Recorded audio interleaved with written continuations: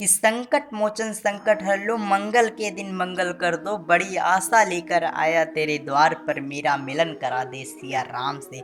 कलयुग में भगवान हनुमान एकमात्र ऐसे ईश्वर अवतार हैं जो धरती पर मौजूद हैं। हनुमान जी को भोलेनाथ का अंशावतार और श्री राम जी के प्रिय भक्त कहा जाता है। हनुमान जी से हमें चतुर होने की भी सीख मिलती है कि समुद्र पार करते समय जब सुरसा राक्षसी उन्हें खाना चाहती थी, तब हनुमान जी बड़ी चतुराई से अपने शरीर का आकार बढ़ाया और एकाएक उसे छोटा कर दिया।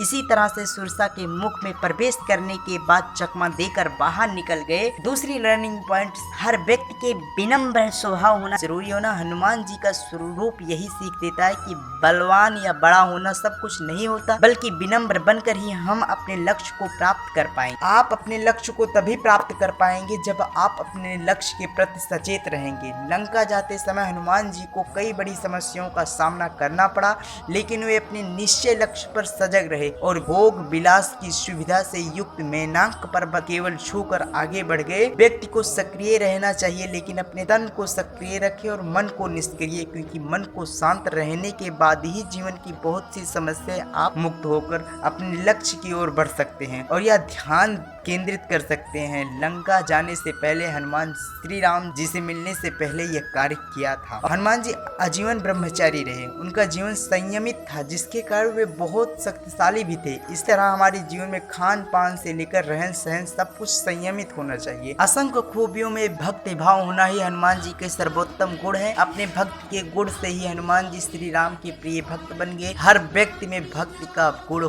जरूर होना चाहिए। भक्त से मन बलवान होता है। हनुमान जी कलयुग में सबसे जल्दी प्रसन्न होने वाले देवता हैं। उनका मात्र स्मरण करने से ही व्यक्ति के सारे पाप धुल जाते हैं। हनुमान जी को अमृतत्व का वरदान प्राप्त है। वे बलवान और बुद्धिमान हैं, इसलिए उनके समझ कोई मायावी शक्ति टिक ही नहीं पाती।